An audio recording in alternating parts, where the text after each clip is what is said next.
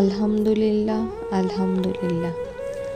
আমার জীবনে আল্লাহর দেয়া স্পেশাল নিয়ামত ও উপহার আমার ছেলেকে আমার কোলে দিয়েছেন। সময় কত দ্রুত চলে যায়, তাই না? এই তো সেই দিন বুঝতে পারলাম তুমি আমার জীবনে আসতে চলেছ।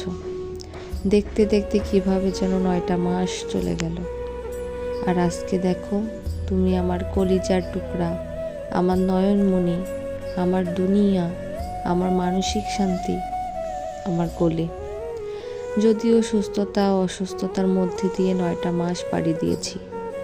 মহান আল্লাহ তাআলার কাছে লাখো লাখো শুকরিয়া যে উনি শুরু থেকে শেষ অবধি সব কিছু ঠিকঠাক রেখেছেন।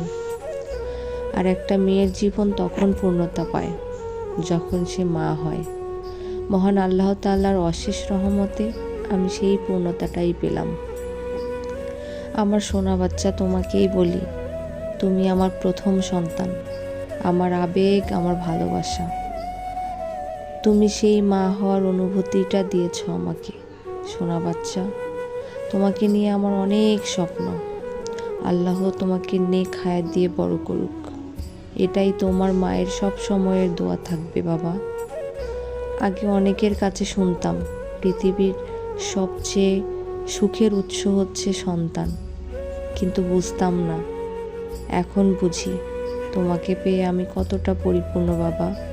তোমার এই ছোট ছোট হাত পা, মিষ্টি মুখ আর ভালোবাসার এক পৃথিবী আমার সোনা বাচ্চা।